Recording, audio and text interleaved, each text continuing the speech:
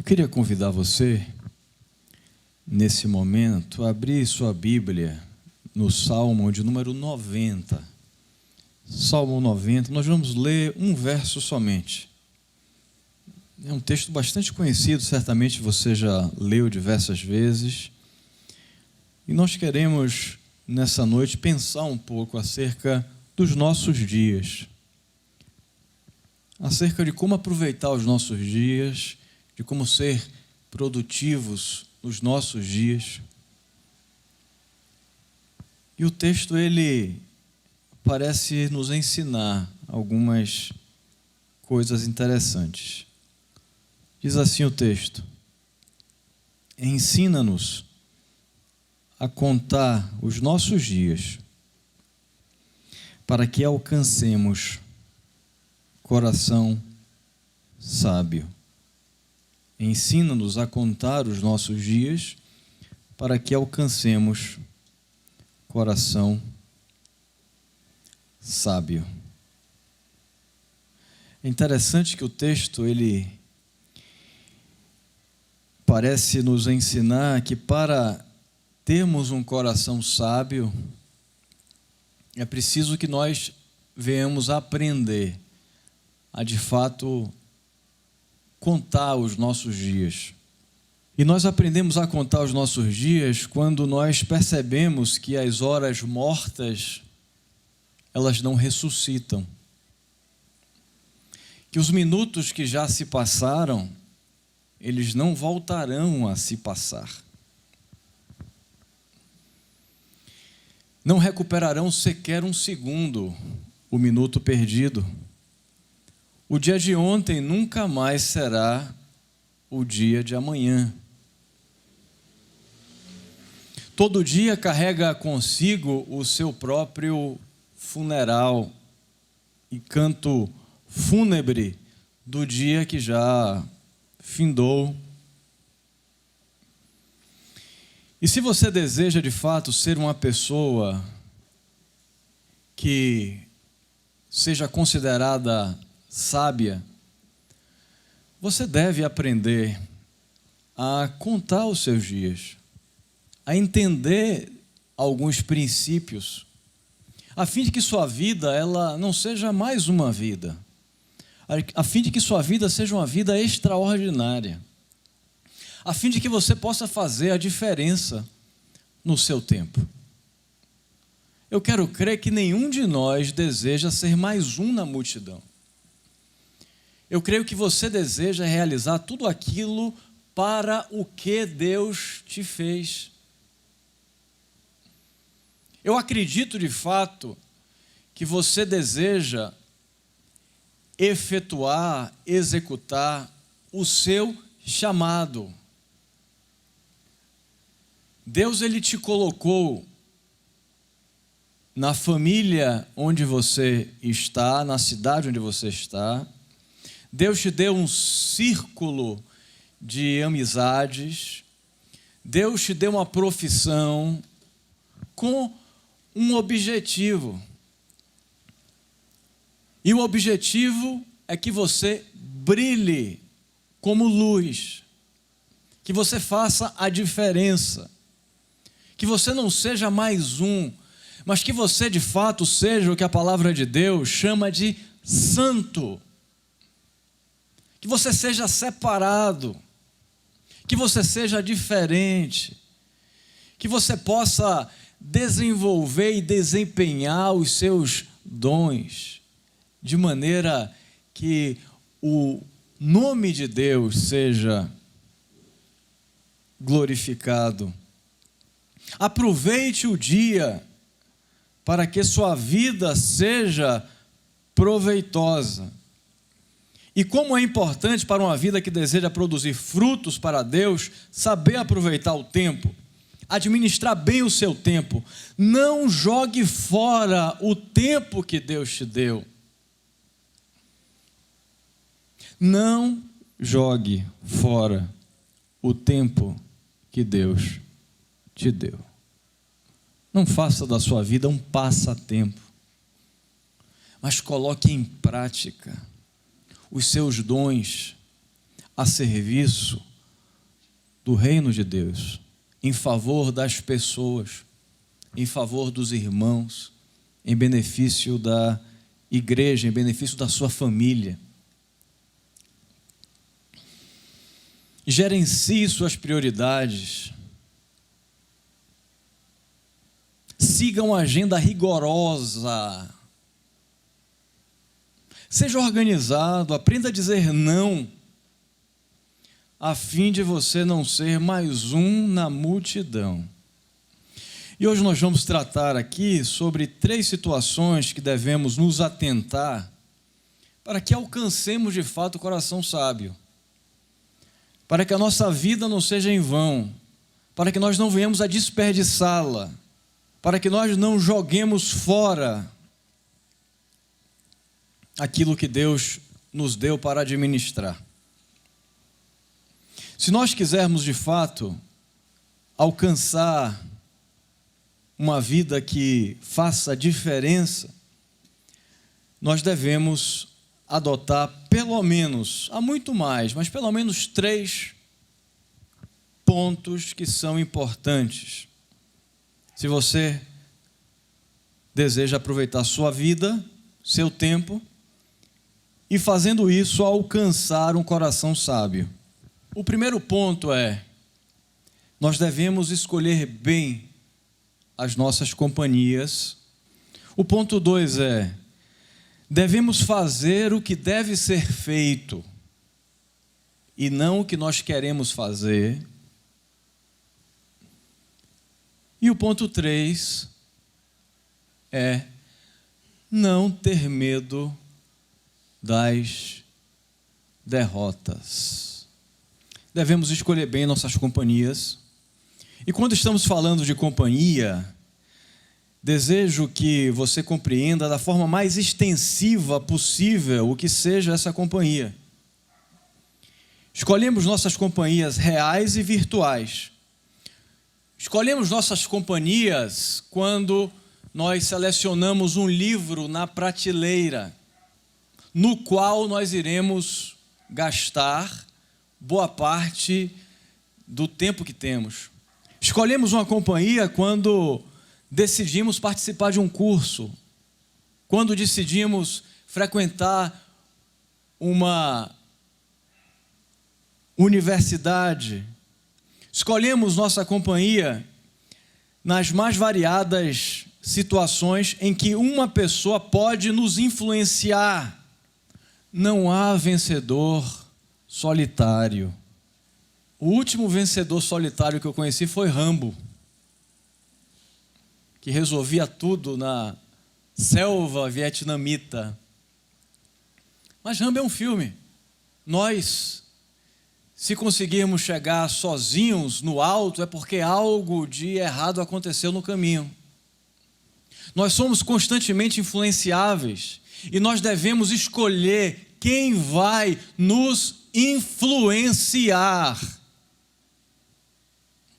Nós devemos escolher quem vai nos influenciar. É célebre a frase de Newton, quando ele disse que só conseguiu colocar em prática, só conseguiu descobrir as suas leis, porque ele se escudou no ombro de gigantes. Quem tem sido suporte para a sua vida?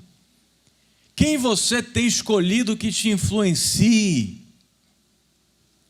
Você precisa escolher gigantes, se você quiser ver além. Se você quiser sair do lugar comum, você precisa pensar as pessoas que vão te influenciar. Porque o fato é que as pessoas irão te influenciar. O que a gente pode escolher é quem irá. O ser humano não é uma ilha. O ser humano, ele não é independente. O ser humano, ele é interdependente. Os valores, os princípios entram como que por osmose. Por que você acha que você fala português e não fala japonês? Porque você cresceu, foi criado em um ambiente em que as pessoas falavam português. Você não escolheu falar português. Você não tomou curso, você não frequentou uma escola de idiomas para aprender a falar português. Não. Foi entrando por osmose, foi entrando passivamente. Nós não podemos escolher se irão ou não nos influenciar. O que nós podemos escolher é quem irá fazê-lo. Se estivermos cercados por águias, ainda que sejamos passarinhos, nós poderemos voar nas mais altas altitudes. Mas eu aconselho você, portanto, a andar com águias. Certa vez havia um leão que estava latindo. O pessoal perguntou ao dono do leão, por que ele late? O dono respondeu, porque ele conviveu a vida toda com aquele poodle. Prefira ser um passarinho que voe como águia do que um leão que lata como poodle. Mas para isso você precisa definir quem irá te influenciar. Mas para isso você precisa pensar seus modelos, seus paradigmas, seus exemplos. Não existe quem seja bom que não tenha tido um exemplo para seguir. Todos que são vitoriosos tiveram modelos para serem seguidos. E se você deseja ser um vitorioso, e eu quero crer que você deseja de fato, você precisa desde já, o quanto antes, escolher pessoas. E não precisa ser pessoas de pato branco.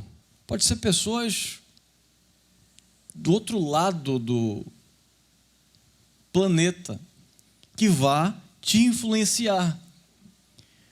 Para que você aproveite o seu dia, aproveite o seu potencial. Não admita, não se conforme em ser mais um na multidão. Seja excelente naquilo que você fizer.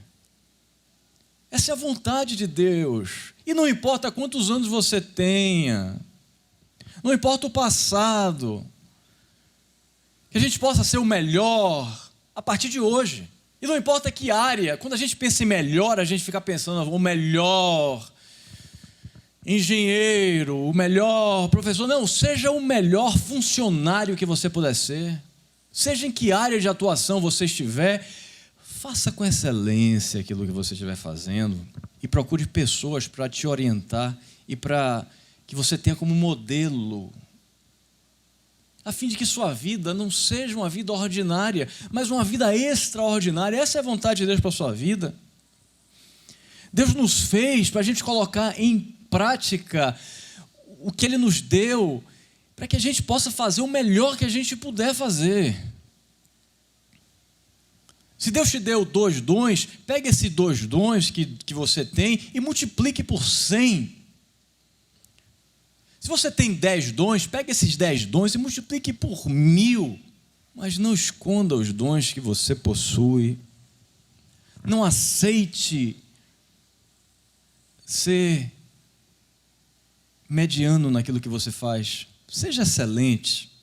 Glorifique a Deus com a excelência da sua vida. Deseje o melhor, deseje crescer. Deseje ser excelente, deseje ser melhor do que você tem sido até aqui. Não aceite o lugar comum. Peça a Deus, Senhor, eu quero ser o melhor que eu puder ser. Eu quero ser o melhor que eu puder ser. Escolha suas companhias com muito cuidado. Se você deseja aproveitar bem o seu dia, como o Salmo nos ensinou aqui, você deve fazer o que deve ser feito e não aquilo que você deseja fazer.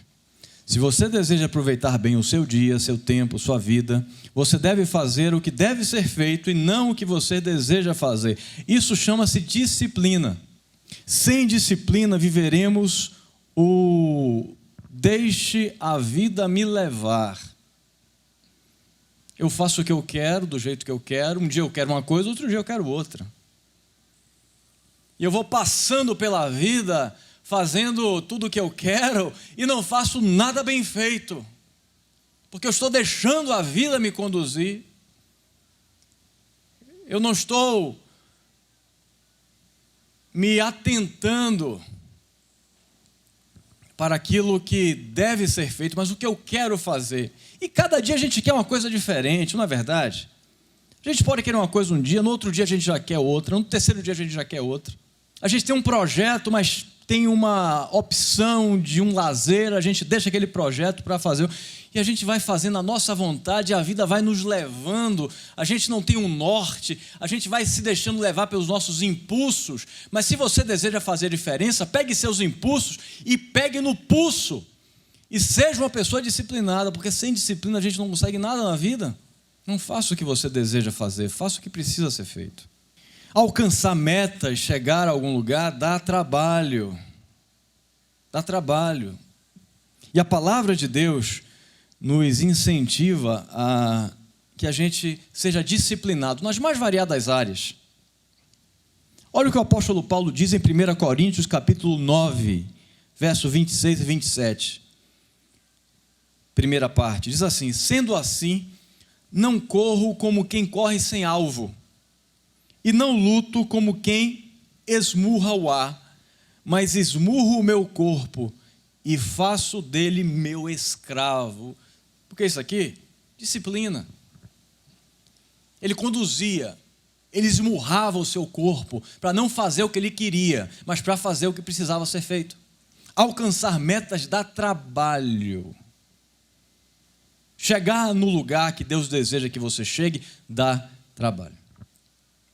Dizem que no Ártico, para as pessoas não ficarem dando voltas quando vão fazer viagem a pé, em alguns momentos ela tem que parar, pegar a enxada que elas já levam a tiracolo e fazer um buraco no solo, porque é tudo neve, as pessoas não sabem se está no mar, se está na terra, e elas têm que a todo tempo ficar com a enxada na mão, cavando, para ver se ali é terra ou se é água. Dá trabalho saber o caminho correto pelo qual nós devemos trilhar. Dá trabalho.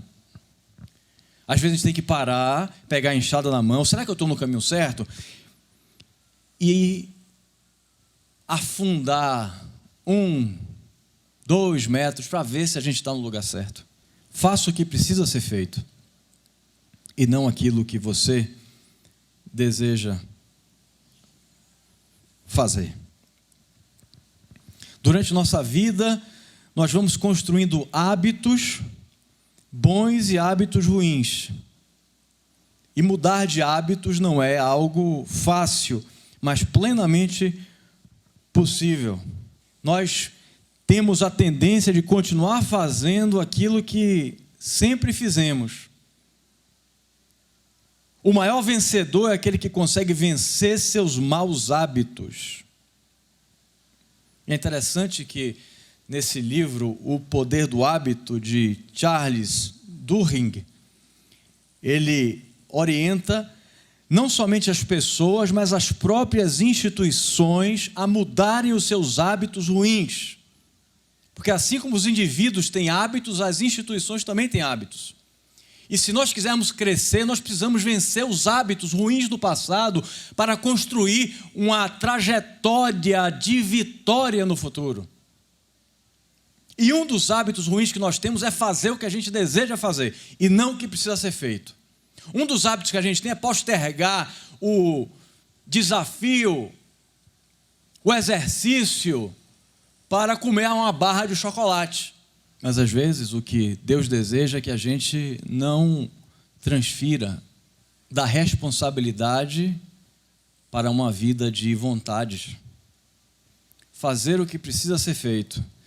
Se você deseja sair do lugar comum, se você deseja aproveitar bem o seu dia, se você deseja ser sábio, se você deseja ser um vitorioso, você precisa deixar de fazer o que você quer e fazer o que precisa ser feito. O texto que nós lemos de 1 Coríntios 9 também nos ensina que nós não podemos correr sem alvo. Nós temos que saber o para quê nós estamos aqui, a fim de entender o para onde nós devemos ir. Qual a sua meta? Qual a sua meta? Qual o seu objetivo de vida? Para você eleger um objetivo de vida, você tem que saber quem você é.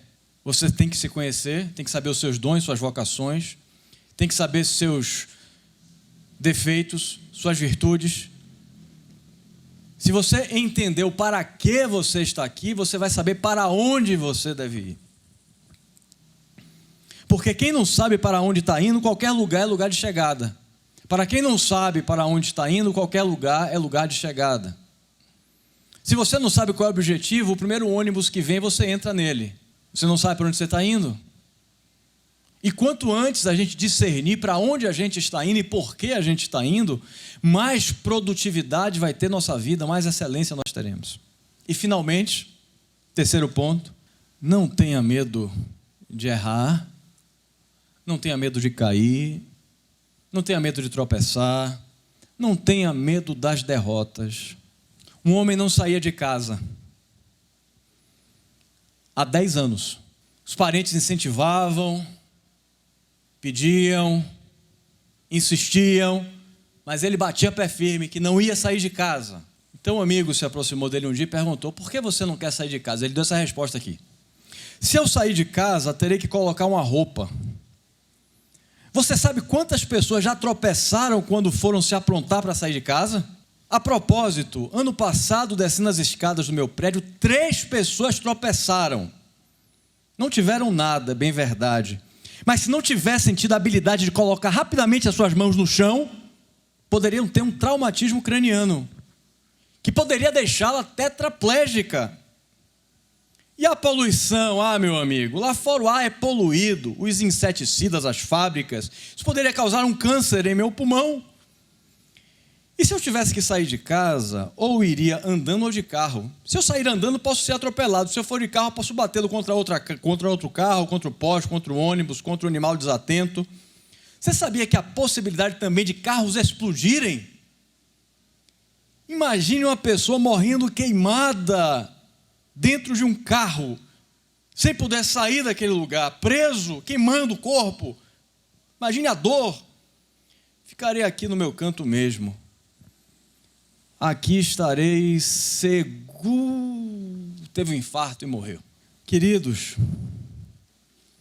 quão bom seria se entendêssemos que as derrotas fazem parte da vida e que as enxergássemos como professora e não como desanimadora. Quem tem medo do erro não faz nada. A pior coisa que pode acontecer para alguém que está em uma situação delicada e de pressão é ter medo de fazer alguma coisa. Os irmãos sabem que eu cresci dentro de uma quadra de tênis. A pior coisa que se pode fazer quando você está no jogo com pressão e você está dando o segundo saque é você ter medo de errar. Se você tiver medo de errar o segundo saque no momento difícil, o braço vai prender e a bola vai na rede. Então a gente aprende já do início. Se tiver com medo, solta o braço. Porque se você prender, se você ficar com medo, a bola vai na rede. Não tenha medo de errar. Se você estiver com medo, é o momento de você soltar o braço. De você ainda ter mais coragem, mais ousadia. Se a bola foi na rede, mas foi porque você errou e não porque você teve medo. Não deixe o medo te vencer. E se você errar, se tropeçar, não tem problema. A vida sempre dá outra chance para os corajosos. Se quisermos aproveitar bem a nossa vida e nosso tempo, não podemos negligenciar boas companhias, não podemos negligenciar a disciplina e devemos ter coragem para errar. Não permita que os hábitos passados se tornem para você uma prisão perpétua. Mude, transforme, reveja, reavalie, a fim de que sua vida futura não seja repetição dos fracassos do passado. Ensina-nos a contar os nossos dias para que o nosso coração alcance sabedoria. Não desperdice seus dias, não desperdice seu tempo, não negligencie seus minutos. John Wesley dividia as 24 horas de um dia em períodos de 5 minutos. O presidente dos Estados Unidos, quando vai ter uma audiência, uma reunião, sabe quanto dura a reunião com o presidente da República dos Estados Unidos? 5 minutos. Se você quiser ser produtivo, se você quiser fazer a diferença, você não pode perder tempo. Você precisa ter um coração sábio. Aproveite o dia, seja produtivo. Deus deseja que você seja a melhor versão de você mesmo. Que Deus abençoe. Vamos ficar de pé, vamos orar? Pai, nós queremos te pedir que tu possas nos conceder corações sábios, que nós possamos aprender a contar os nossos dias para sair do lugar comum. Não permita que o nosso coração se